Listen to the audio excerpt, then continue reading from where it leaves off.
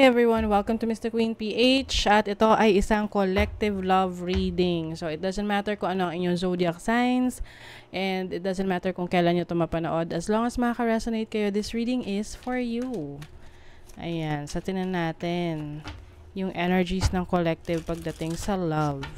Ano yung current situation ng collective pagdating sa love? Love life. Oh, you have the Knight of Cups, merong panunuyo, merong offer, someone is in love. Okay. Ace of Cups. New beginning. So, yung iba nagsisimula pa lang na pumasok sa isang relationship or considering to enter a relationship.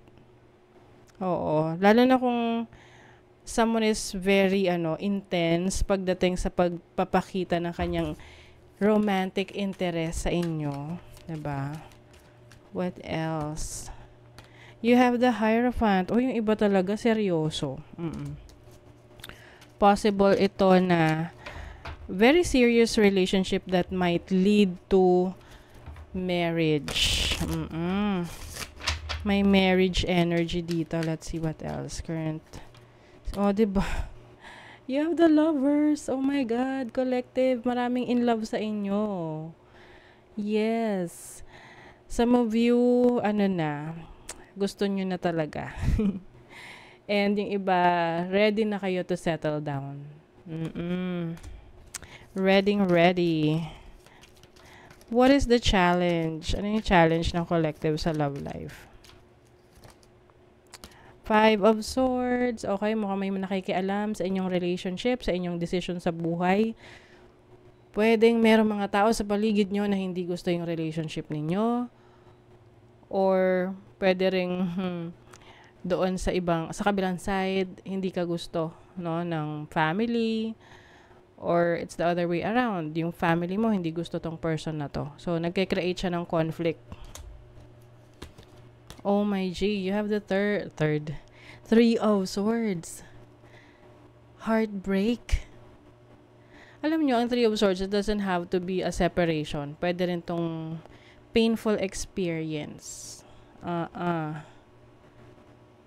Naku. What else? 10 of Wands. Medyo meron ditong napapagod na.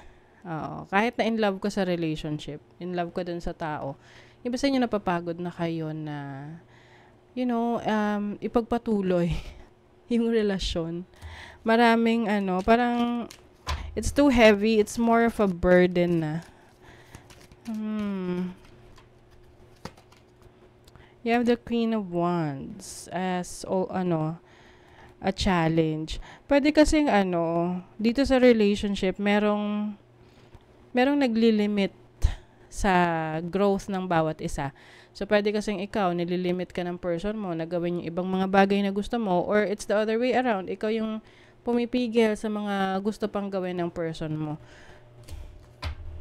So, syempre, pag hindi kayo in alignment of your plans, kahit gaano kayo ka-in love sa isa't isa, yun at yun ang magiging challenge ninyo to move forward. But I think no questions naman sa feelings Merong love, merong sense of commitment. Kaya lang ang nagiging problema rito is yung paulit-ulit na pag-aaway, pwedeng lagi nag-aaway, merong mga misunderstanding, merong mga bagay na gusto kang gawin na hindi inaalaw ng person mo, at ikaw rin, merong gustong gawin yung person mo, hindi mo inaalaw. So, what is the opportunity in this relationship? 9 of Wands. So, merong opportunity for you to be strong. Ipaglaban kung talagang mahal mo, 'di ba? If you really love this person, if you really want this person na to be part of your life, then may mga sacrifices lang talaga. You have the Tower. You also have an opportunity to change something na meron kang kailangang baguhin. Sirain na sistema na alam mong hindi na nagwo-work para sa relationship ninyo. No? Pwede tong literal, pwede rin naman tong metaphorical na let's say for example, ma-pride kayo pareho, yun yung nagiging problema ninyo. So, yun yung kailangan mong baguhin, no? Yung medyo bawasan yung pride or yung conflict na nanggagaling sa competition eh. Maari kasing may competition dito sa relationship ninyo, kung sino mas magaling, sino mas successful sa career, sa business, no? Ano yung opportunity? Five of Cups, ayan. So, ang Five of Cups is about regrets. But also, seeing, no, yung makikita mo kung ano pa yung meron ka. So, yung iba kasi sa inyo, maaring mas nagpo-focus dun sa mga bagay na nawala na, nasira na, or naging problema, kesa dun sa solusyon. So, you have an opportunity to find a solution dito sa situation ninyo kasi meron pa tong masolusyon. Magagawan nyo pa ng paraan, maayos nyo pa. So, let's see ano pa tong opportunity ninyo.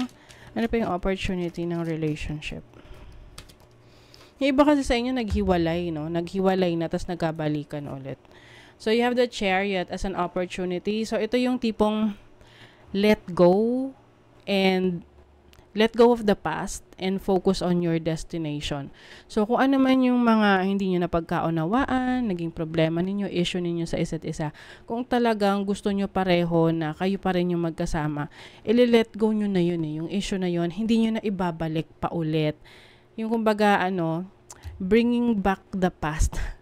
Or yung, di ba, minsan kapag nag-aaway, yung mga naging problema in the past na nasolusyonan nyo na tinapos nyo na, binabalik pa rin, hinahalongkat pa rin. So, yun yung nagiging problema. Kasi, kumbaga, gumaling na yung sugat, tapos, uulitin ulit, diba? So, yan yung opportunity for you na move on na, no? Kapag naayos nyo na yung problema, wag nyo nang ibalik just in case magkaroon na naman kayo ng away. So, let's see yung inyong saan patungo atong relationship ninyo. Where's this relationship going? You have the King of Cups. This is compassion, love, no? Acceptance. So, I think ano man tong pinagdadaanan ninyo, ipaglalaban nyo yung relationship ninyo. You are ready. You are willing to take that risk. You're moving on. You're moving forward. So, I feel like iiwasan nyo na yung mga taong nakikigulo sa buhay ninyo, no? Ayan. At mag-move on kayo, mag-move forward kayo sa a better place wherein mas tahimik, mas focus sa isa't isa. Yung iba talaga iiwas eh. Yung tipong, kung napapaligiran kayo ng mga taong nakikialam sa relationship ninyo, tipong aalis talaga kayo doon to go somewhere else na mas may peace of mind kayo. Na tipong wala nakakakilala sa inyo. You also have the High Priestess. So this is learning and understanding your person on a deeper level.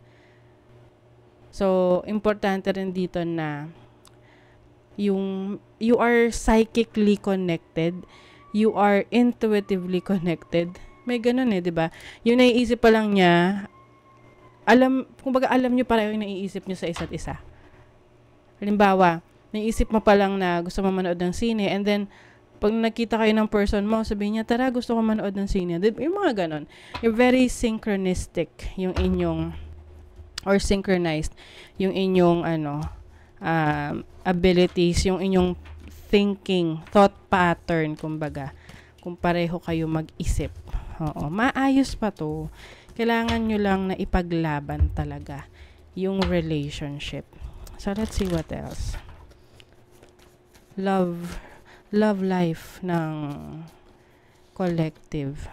7th house, see?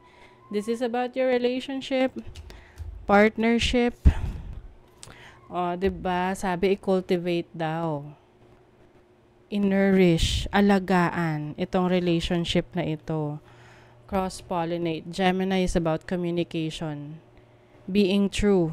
Pagpapakatotoo sa sarili. So, communication is the key in this relationship para mas magtagal, mas tumibay. And of course, itong Taurus energy is being sensitive rin sa pangangailangan ng bawat isa. Oo, kasi kung sensitive ka sa pangangailangan ng partner mo, napakadali na lang na i-please yung partner mo. Tapos biglang may game over, oh. Some of you nag-end itong relationship na to na inayos nyo lang. Maaring may mga red flags, of course, pero possible din na ganun nyo kamahal yung bawat isa. Bakit may ano rito? May ending. Okay. May sorry. So, someone is sorry. May nag-sorry. You cannot really deny the chemistry, yung connection ninyo. Kapag magkasama kayo, kapag wala kayong problema, sobrang saya nyo lang. You know. There's playfulness. So, some of you nagkaroon ng ending itong relationship because of the red flags na nakita nyo sa isa't isa.